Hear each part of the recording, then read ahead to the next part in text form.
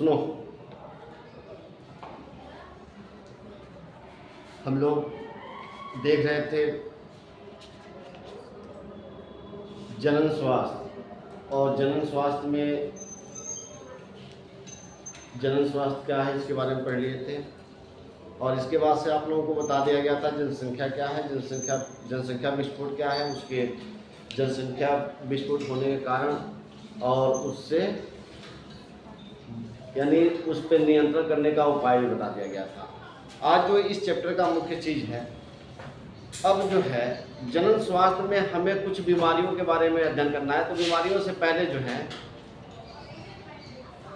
इसमें कुछ मुख्य चीज़ें हैं जिसे हमें देखना है, जिसमें सबसे पहला है चिकित्सीय संगर्भता समापन, यानी एमटीपी के बारे में पढ़ना है। एमटीपी का फुल फॉर्म होता है मेडिकल ट्रीटमेंट ऑफ प्रेगनेंसी।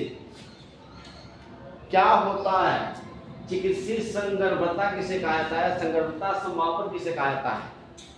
संगर्भता कहा जाता है भ्रूण को। किसको कहा जाता है? भ्रूण को। ध्यान देना, बताया जा रहा है संगर्भता कहा जाता है भ्रूण को। और भ्रूण, और इसको अगर भ्रूण समझ जाते हो, इसको समापन यानी भ्रूण समाप्त करने की क्रिया। यानी आप लोगों ने देखा है कि अधिकांश जो है ऐसा होता है कि आजकल बच्चों को माँ की कोख में ही क्या कर दिया जाता है? खत्म कर दिया जाता है। क्या होता है ना, जैसे लिंग पर आजकल की जैसे समय में आप लोगों ने देखा होगा कि लड़कों की चाह में अक्सर जिनके 2 बच्चियां हैं, अगर या 1 या 2 बच्चियां हो गई, तो वो लोग अक्सर क्या करते हैं, अपने वो जांच लिंग परीक्षण कराते हैं। और लिंग परीक्षण में पता चलता है कि पुनः जो है फिर लड़की है, तो यानी उस बच्ची को माँ के गर्भ में ही क्या कर दिया जाता है? मार दिया जाता है। यानी भ्रूण हत्या की जाती है। क्या की जाती है? भ्रूण हत्या की जाती है। तो आज हमें देखना है कि चिकित्सीय संगर्भता समापन क्या है, यानी अनचाहे गर्भ को स्वैच्छिक समापन प्रक्रिया क्या कहलाता है। जैसे गर्भकाल में किसी महिला गर्भकाल से है, अनचाहा गर्भ है, वो चाहती नहीं है कि अभी वो माँ बने, और उसी को क्या कर दिया, उस गर्भ को स्वेच्छा से समापन कर दिया, खत्म करा दिया। तो इस प्रक्रिया को चिकित्सीय संगर्भता समापन कहलाते हैं। या इसे हम कह सकते हैं कि यही, मान लो कि कोई महिला है, एग्जाम्पल तो सुनो, कोई महिला है जिसका अभी 1 वर्ष का बच्चा है, और पुनः जो है वह गर्भ से है, वो चाहती है कि अब मुझे जो है कि पुनः बच्चा ना हो, और वह अपने स्वेच्छा से उस बच्चे को हॉस्पिटल में जाकर उस गर्भ को क्या कर दे? समाप्त करा दे। तो उस प्रक्रिया को क्या कहा जाएगा? चिकित्सीय संगर्भता समापन कहा जाएगा। ठीक है ना?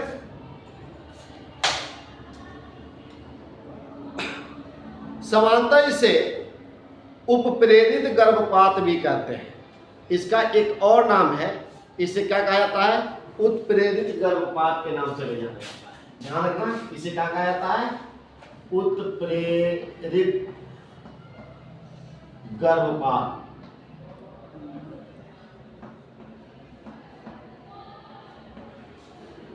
समझ में आ रहा है? यानी बच्चे को कोख से खत्म करा देना क्या कहलाता है? उत्प्रेरित गर्भपात भी कहलाता है, या चिकित्सीय संगर्भता समापन भी कहलाता है। कह रहा है कि इसे अंग्रेजी में 160 में क्या कहता है? एमटीपी। क्या कहता है? एमटीपी। विश्व की जनसंख्या वृद्धि को रोकने के लिए जो है एमटीपी का क्या होता है? अहम भूमिका होता है। जैसे मान लो कि अगर जनसंख्या विस्फोट पे लगाम नहीं लगाया गया, तो आपको बताया गया था कि कितनी समस्याएं उत्पन्न हो सकती हैं। तो ऐसे में एमटीपी के माध्यम से गर्भपात कराना विश्व में बढ़ने वाली जनसंख्या को रोकने का एक क्या है? उपाय भी है। लेकिन इसका जो है आज दुरुपयोग भी हो रहा है। जैसे अपने विश्व में क्या होता है, ये तो प्रक्रिया जो है कि अनचाहा जैसे किसी को बच्चे की ज़रूरत नहीं है और बच्चा रुक जाता है, और ऐसे स्थिति में वो माँ और बाप नहीं बनना चाहते हैं, गर्भपात करा लेते हैं। लेकिन एक बात बताओ कि आज जो है ये एमटीपी का जो है स्थिति, इसका सीधे जो है दुरुपयोग हो रहा है। आज अपने देश में, चाहे किसी भी देश में, जनसंख्या बढ़ रही है और हर लोगों को किसकी चाह होती है? लड़के की चाह होती है। लड़कियों की चाह क्या होती है? कम होती है। मैंने बताया भी था कि जो माँ खुद एक औरत है, एक लड़की थी, वही लड़की के जन्म देती है तो रोती है, उसे ही लड़की पसंद नहीं है। हर लोगों की चाह है कि लड़का हो। अब ये बताओ कि लोग क्या कर रहे हैं कि ये बराबर जो है अल्ट्रासाउंड के माध्यम से या और भी प्रक्रिया है जिसके माध्यम से वो लोग क्या करते हैं, गर्भ में बच्चे की लिंग का जांच करा लेते हैं, परीक्षण करा लेते हैं। और जब लिंग का परीक्षण हो जाता है और जैसे पता चलता है कि बच्चा जो है वह क्या है, फीमेल है, उसको कोख में ही मार दिया जाता है, भ्रूण हत्या कर दी जाती है। इसे अपराध भी कहा जाता है। अगर इसी तरह से लड़कियों को मारा जाए तो आने वाले समय में आप एक बार बताओ कि जो लड़के और लड़कियों के लिंग अनुपात हैं, तो लड़कियों के लिंग अनुपात में तो कमी आ जाएगी, और जब लिंग अनुपात में कमी आ जाएगी, लड़कों की संख्या बढ़ जाएगी, तो फिर शादी विवाह कैसे संभव हो पाएगा? दोनों का क्या होना चाहिए? लिंग अनुपात लगभग क्या होना चाहिए? बराबर होना चाहिए। थोड़ी बहुत की अंतर होती है तो वो चल जाता है। आज कुछ देश ऐसे हैं जहां लड़कों की संख्या ज़्यादा हो गई है और लड़कियों की संख्या क्या हो गई है? कम। कुछ देश ऐसे हैं जहां लड़कियों की संख्या ज़्यादा है और लड़कों की संख्या क्या है? कम है। तो इन चीज़ों को क्या करना होगा? ध्यान रखना होगा। एमटीपी का मुख्य उद्देश्य अनचाहे गर्भ का समापन है, जो असुरक्षित यौन संबंध, गर्भ निरोधक विधियों या असफलता, बलात्कार या गर्भ। अब देखो एमटीपी का मुख्य कारण क्या था? ये एमटीपी क्यों अपनाया जाता है? पहले तो खास तौर से उन लोगों के लिए है, जैसे मान लो किसी लड़की के साथ अन्याय होता है, उसका रेप होता है और वो गर्भ से हो जाती है, तो वैसे वो बच्चे को जन्म दे नहीं सकती है, उसके साथ तो अत्याचार हुआ है। तो वैसे बच्चों को गर्भपात कराना एमटीपी का मुख्य उद्देश्य था। लेकिन आज देखो, आज किसका हो रहा है? शादीशुदा लोग कराते हैं, केवल किसके लिए? बच्चों की चाह के लिए। दूसरा जो है एमटीपी का मुख्य काम क्या था कि मान लो कि कुछ बच्चे ऐसे होते हैं जिनके जन्म के समय ही अगर उनमें क्या हो रहा है, अगर जन्म के समय देखा जाए, मान लो कि एक तो अनचाहे गर्भपात कराना होता है, जैसे मान लो कि किसी के साथ अत्याचार हुआ या वो रेप के केस में फंसी और ऐसे में वो हो जाती है। कुछ ऐसे भी बच्चे हैं जो प्रेम प्रसंग में भी पड़ के इस तरह के स्थिति में आ जाते हैं, तो उनको भी क्या होता है? गर्भपात की ज़रूरत होती है। तो वहाँ पर क्या होता है? एमटीपी को अपनाया जाता है। तीसरा जो इसका मुख्य उद्देश्य है कि कुछ बच्चे जन्म से ही माँ के गर्भ में जब पलते हैं, उसी समय से उनको ऐसा रोग होता है शरीर, उसी समय माँ के गर्भ के अंदर ही उनके शरीर में ऐसा रोग उत्पन्न हो जाता है जो जन्मजात होता है, कभी खत्म होने वाला नहीं होता है। तो ऐसे बच्चे को दुनिया में लाने से कोई फायदा है? वो तो परेशान होगा, पूरा परिवार उसी में क्या होगा? परेशान रहेगा और वो कभी ठीक भी नहीं होगा। तो उन लोगों को पता लगाकर उनको गर्भपात कराया जाता है। ये एमटीपी का क्या था? उद्देश्य। बात समझ में आ गई? तो आपको ये समझ में आ गया कि चिकित्सीय संगर्भता समापन क्या कहलाता है? समझ में आया? गर्भपात कराना क्या कहलाता है? अब हमें देखना है, दूसरा देखना है उलबेधन। क्या देखना है? उलबेधन। देखो उलबेधन है क्या? यह एक तकनीक है। ये क्या है? एक तकनीक है जो जन्म से पूर्व भ्रूण के स्वास्थ्य, लिंग या आनुवंशिक संरचना ज्ञात करने में सहायक होता है। बताया गया कि उलभेदन क्या है, एक तकनीक है जिस तकनीक के माध्यम से बच्चे के जन्म से पहले भ्रूण का, यानी भ्रूण में बच्चा है उसका स्वास्थ्य की जानकारी प्राप्त करना। दूसरा बताया गया लिंग का पता लगाना। तीसरा बताया गया अनुवांशिक लक्षण का पता लगाना। ये इसका क्या है, मुख्य उद्देश्य। जैसे आप जानते हो कि जो भ्रूण होता है बेटा, जो भ्रूण होता है वह एक ऐसे थैलीनुमा संरचना में होता है और इसी के अंदर ये भ्रूण क्या होता है, पलता रहता है, पलता है ना। ये भ्रूण जो होता है, ये भ्रूण के अंदर पूरा एक तरल पदार्थ क्या होता है, भरा हुआ होता है। जो बच्चा होता है ना, ये बच्चा जो है जिसके अंदर होता है, इसके अंदर ये पूरा क्या होता है, एक तरल पदार्थ भरा होता है। जब हम लोग माँ के गर्भ में थे तो हम लोग किसमें थे, एक थैलीनुमा संरचना में थे और उस थैलीनुमा संरचना के अंदर क्या था, एक द्रव भरा हुआ था। क्या भरा हुआ था, द्रव। और इसी द्रव को कहा जाता है उल्ब द्रव। क्या कहा जाता है, उल्ब द्रव कहा जाता है।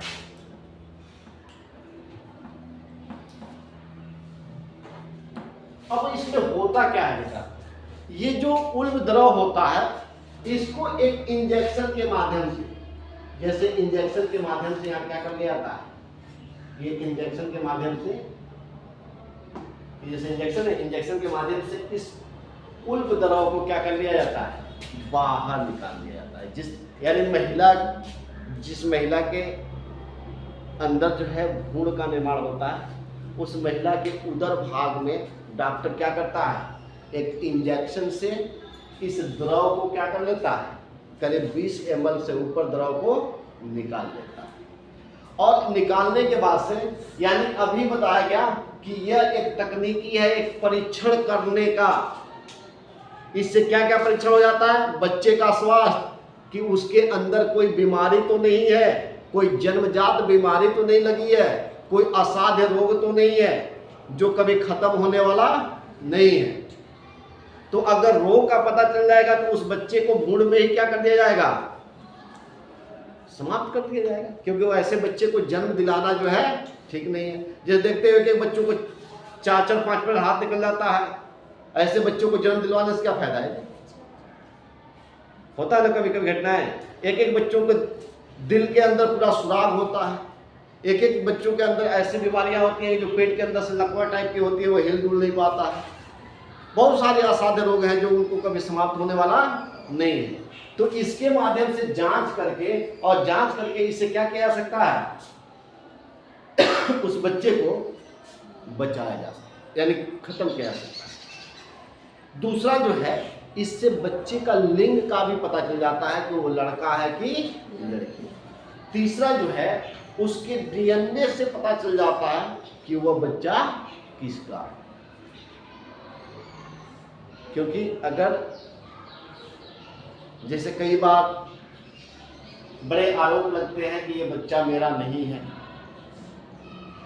तो बच्चा नहीं, उसका नहीं है, तो उसका डीएनए पता चल जाता है कि इसका बाप कौन है। समझ में आ रहा है?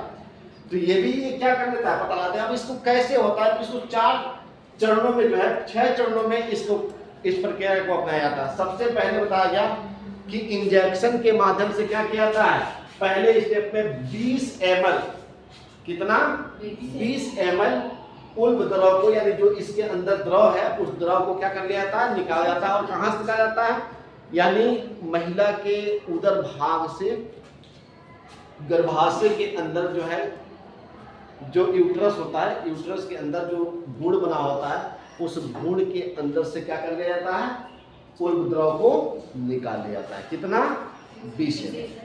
दूसरा में क्या कहता है, इसका अपकेंद्रण किया जाता है। दूसरे स्टेप में क्या कहता है, इसका उपकेंद्रण किया जाता है। जब उपकेंद्रण हो जाता है तो अब इनमें जो कोशिकाएं होती है, इनके अंदर कुछ कोशिकाएं होती है ना, ये जो द्रव होता है क्या होती है, कोशिकाएं होती है। इन कोशिकाओं का लिंग परीक्षण करने के लिए जांचा जाता है, इनसे लिंग परीक्षण किया जाता है, इसके लिंग का जांच की जाती है।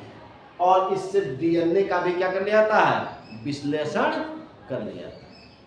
यानी लिंग भी यहां से पता चल जाता है, दूसरा क्या पता चल जाता है, उसका अनुवांशिकता भी क्या हो जाती है, क्लियर हो जाती है। अब चौथे में क्या कहता है कि उल्ब द्रव का विश्लेषण किया जाता है। अब उस उल्ब द्रव का क्या किया जाता है, विश्लेषण किया जाता है। विश्लेषण करने के बाद जब चौथा पांचवा चक्र आता है, स्टेप आता है, तो उपरोक्त 3 चरणों की कोशिकाओं को पोषण माध्यम में संवर्धन किया जाता है। अब ये जो 3 स्टेप हैं, इन 3 स्टेप की कोशिकाओं को क्या किया जाता है, पोषण माध्यम में रखा जाता है। उनको पोषणीय पदार्थ दिया जाता है जिनसे उनका क्या हो, विकास हो सके। पोषणीय पदार्थ का मतलब क्या है, पोषण, जिससे उनको क्या मिल सके, पोषण मिले, और पोषण मिलके वो क्या कर सके, विकास कर सके। और छठवें में क्या कहता है, जब ये पोषणीय पदार्थ में इनको रखा गया, इनको संवर्धित कर दिया गया, तो इन संवर्धित कोशिकाओं को कोशिकाओं से जो है निम्न बीमारियों के बारे में क्या किया जाता है, पता लगाया जाता है कि उनके अंदर कोई खतरनाक बीमारी तो नहीं है, ऐसी बीमारी तो नहीं है जिससे जो जन्मजात हो, जो कभी समाप्त होने वाली नहीं है। अगर ऐसे बीमारियों का पता लगता है तो उस बच्चे को क्या करा दिया जाता है, गर्भपात करा दिया जाता है, यानी उसे भ्रूण के अंदर ही मार दिया। समझ में आया उन्मेदन? अब इसके बाद से हमें क्या पढ़ना है, चौथा जो है, अब हमें जो है बीमारियों के बारे में पढ़ना है। यौन संचारित रोग। यौन संचारित रोग से मतलब है कि यौन संबंध से उत्पन्न होने वाले कुछ रोग हैं, उन रोगों के बारे में हमें क्या करना है, अध्ययन करना है। यानी सबसे पहले हम समझेंगे यौन संचारित रोग क्या है। पहले हम क्या जानेंगे, यौन संचारित रोग।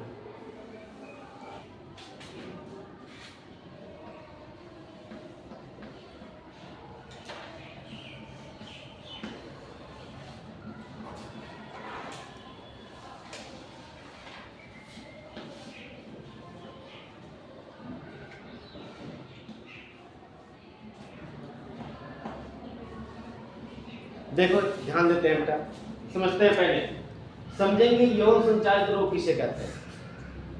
ध्यान से सुनना, ये हर बच्चे के लिए जानना बहुत जरूरी है, चाहे वो लड़का हो या लड़की हो। ये हमारे जीवन का एक हिस्सा है।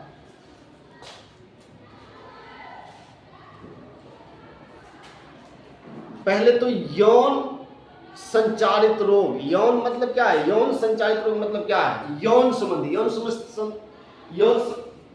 समझते हो क्या कहा जाता है?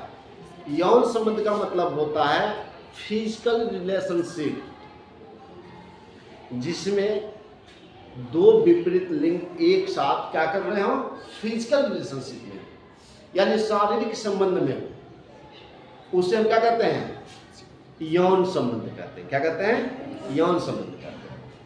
अब यौन संबंध से जो है कुछ बीमारियां उत्पन्न होती हैं, और वह बीमारियों के बारे में हमें क्या करना है, अध्ययन करना है। तो वो यौन संचारित रोग, यानी यौन संबंध से उत्पन्न होने वाले रोग को क्या कहते हैं, यौन संचारित रोग कहते हैं। अब वो कौन कौन से रोग हैं जो क्या होते हैं, यौन संबंध से उत्पन्न होते हैं, हमें इसके बारे में क्या करेंगे, अध्ययन करेंगे। अब देखो, जो है ना यौन संबंध जो है, एक व्यक्ति से क्या होता है, दूसरे व्यक्ति में ये रोग फैलता है। इन्हें जो है, जो यौन संबंधित रोग है, इसे दूसरा जो है रज्जित रोग के नाम से भी जानते हैं। अगर कहीं क्वेश्चन आ जाए रज्जित रोग किसे कहते हैं, तो यौन संबंधित रोग को ही हम क्या कहते हैं, रज्जित रोग भी कहते हैं। तो यहाँ लिख लेना, इसका दूसरा नाम क्या है, रज्जित रोग।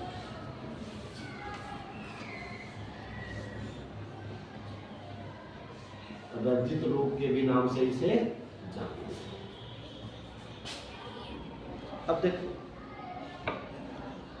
अब ये रोग जो है फैलता कैसे है, तो ये किसी भी प्रकार का लैंगिक संबंध हो, चाहे योनि संबंध हो, गुद्दा संबंध हो, या मुख मैथुन हो, इसमें से ये कोई भी प्रक्रिया हो, किसी भी प्रक्रिया से ये रोग क्या हो सकता है, फैल सकता है। इन रोग को फैलने की संभावना जो है एक से अधिक व्यक्तियों के साथ यौन संबंध रखने पर अधिक हो जाती है।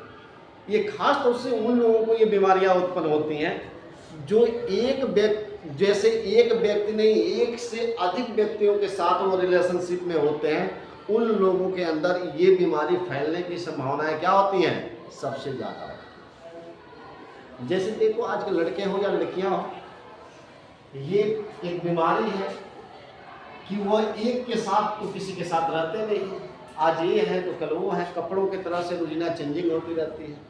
और ऐसे में अगर वो रिलेशनशिप में है तो निश्चित रूप से देखो, भारत का जो हमारे देश भारत का जो है एक कल्चर है, यहाँ कहा जाता है कि पति पत्नी का जो है संबंध 7 जन्मों तक होता है। यानी जिसके साथ उसका विवाह हो गया वह उसके सिवा किसी और के तरफ नहीं देखता है। ये भारत का कल्चर जो है प्राचीन काल से चला आ रहा है। लेकिन आज का कल्चर क्या है, आज का कल्चर बिल्कुल उसका उल्टा है। आज जो है वो सारे रिश्ते लोग ताक पे रख देते हैं और हर रोज जैसे वो लड़का हो तो लड़कियों को कपड़े की तरह से बदलता है, लड़कियां हैं तो लड़कों को कपड़े की तरह से बदलती हैं, और ऐसे में वो रिलेशनशिप में रहते हैं। तो इन ऐसे लोगों के अंदर जो है ये रोग फैलने की संभावना क्या होती है, सबसे ज़्यादा होती है। अब ये रोग कौन कौन से हैं, तो ये रोग निम्न प्रकार के हैं। पहले तो आपने समझा कि यौन संचालित रोग क्या है, हमने बता दिया यौन संचालित रोग बताया जा रहा है कि हमने तो देख लिया कि भाई यौन संबंधित रोग किससे कहा जाता है, और मैंने बता दिया कि ये रोग फैलने सबसे ज़्यादा फैलने का किस में होता है, ये आपने देख लिया। अब देखेंगे कि ये यौन संचालित रोग हैं कौन कौन से। तो इसमें सबसे पहला जो आता है उसे कहा जाता है उपदंश। क्या कहता है, इसमें पहला जो बीमारी आता है इसको कहा जाता है उपदंश।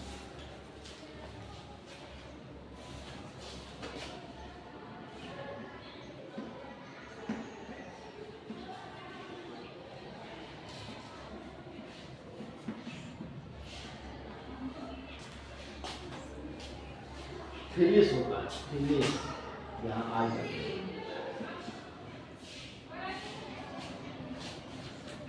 देखो बेटा,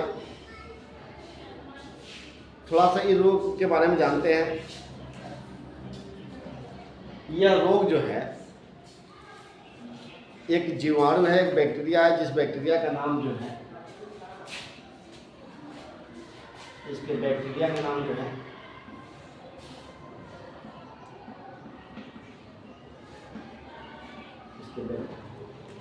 देखो ना क्या बताया गया, उपदंश क्या है, ये क्या होता है, यह एक यौन जनित क्या होता है, रोग होता है। यानी यौन संचालित रोग क्या होता है, उपदंश होता है। इसमें होता क्या है, यह जो है एक बैक्टीरिया होती है, जिस बैक्टीरिया का नाम होता है ट्रिपोनेमा पैलिडिस। इसी बैक्टीरिया के कारण जो है यह रोग क्या होता है, उत्पन्न होता है। इसके लक्षण क्या होते हैं कि जो बाह्य जननांग होते हैं उन बाह्य जननांगों पर घाव हो जाता है, या जो रोम होते हैं या जो रोम फुटकाएं होती हैं उनमें खरोच आ जाता है। और जैसे ये घाव हो जाता है तो इससे इसमें जो है कि जब वो संक्रमित होता है रोगी,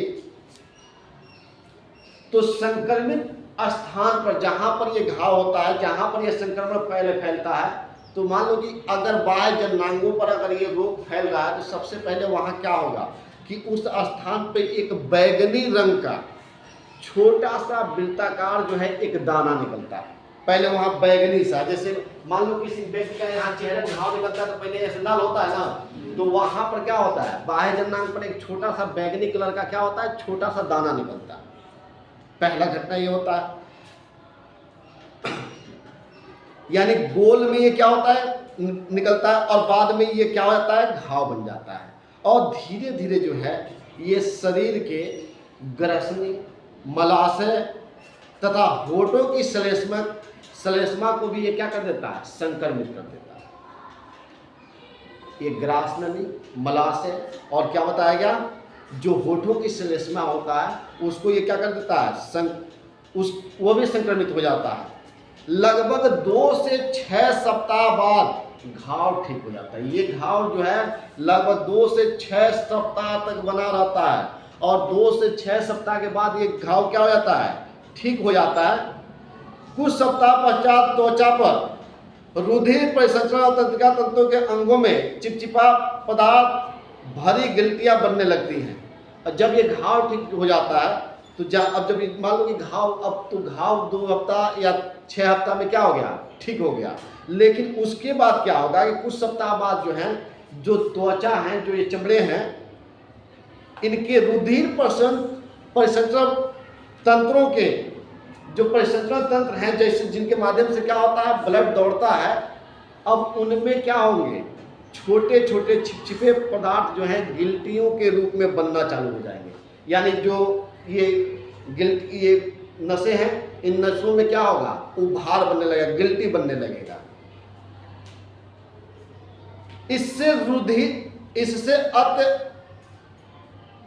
इसके अधिक संक्रमण पर व्यापक रुधिर स्रावण, पस्तघात यानी लकवा, पागलपन आदि रोग हो सकते हैं। जब अब गिल्टियां बनने लगती हैं, अब मान लो परिसंचरण तंत्र में गिल्टियां बनने लगी, तो अब क्या होगा, ब्लड का दौरा भी कम होगा। व्यक्ति के अंदर कौन सी भी प्रॉब्लम स्टार्ट हो जाएंगी, वह लकवा के जैसे हो जाएगा। यानी जैसे लकवा मार देता है ना, लकवा के जैसे हो जाएगा।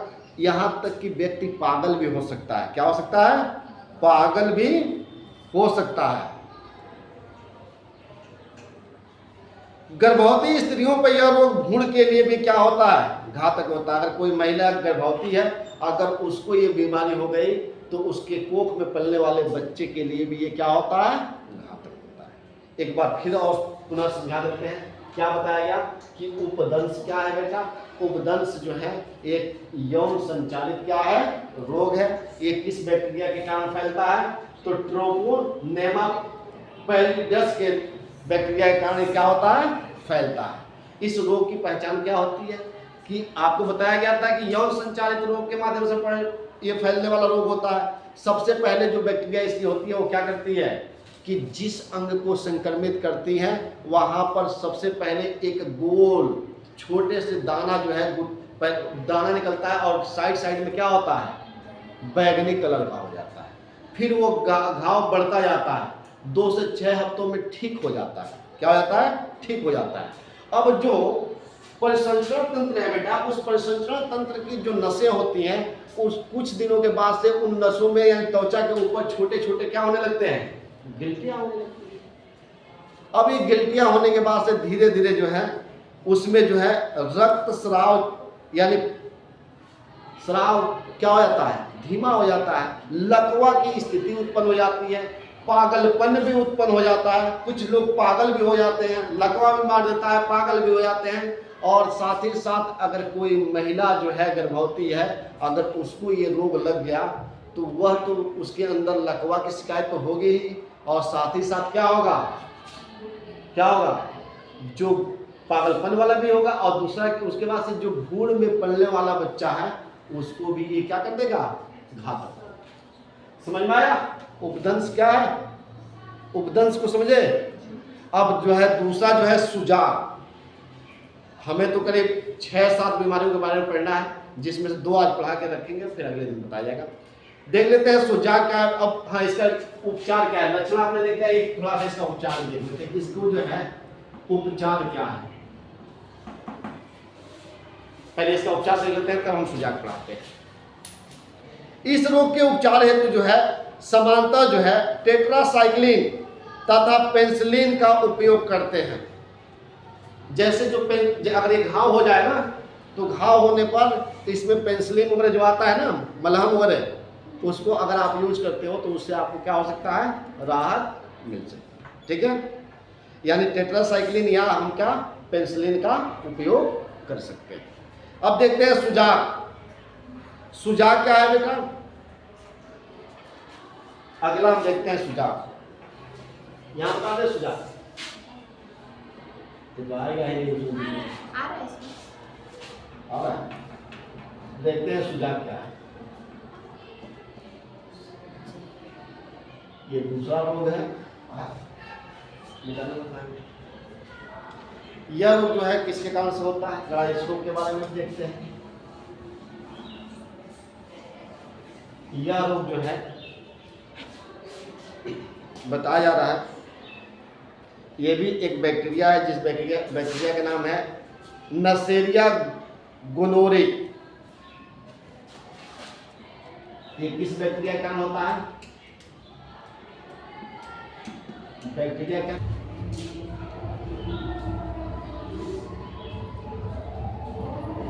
नोट कर लो, क्या बताया, नसेरिया गोनोरे। हिंदी में भी लिख लेना, नसेरिया गोनोरे।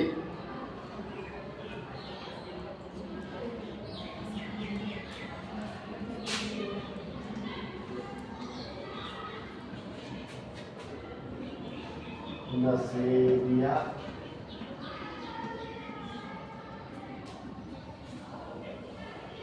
गोनोरे। देखते हैं बेटा, सुझाव क्या है।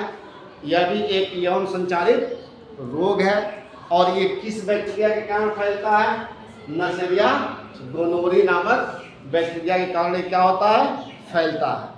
अब इसमें होता क्या है, इसके लक्षण क्या है, तो इसके लक्षण के बारे में देखते हैं। अब ये देखना है, एक जो ये फैलता तो है लेकिन ये शरीर के बाहर नहीं, शरीर के अंदर फैलता है, शरीर के बाहर नहीं फैलता है। लक्षण क्या है, इस रोग का संक्रमण जो है स्त्रियों और पुरुषों के मूत्र मार्ग में रहता है। संक्रमित व्यक्ति का मूत्र त्याग के समय मूत्र मार्ग से जलन होती है तथा सूजन भी आ जाती है।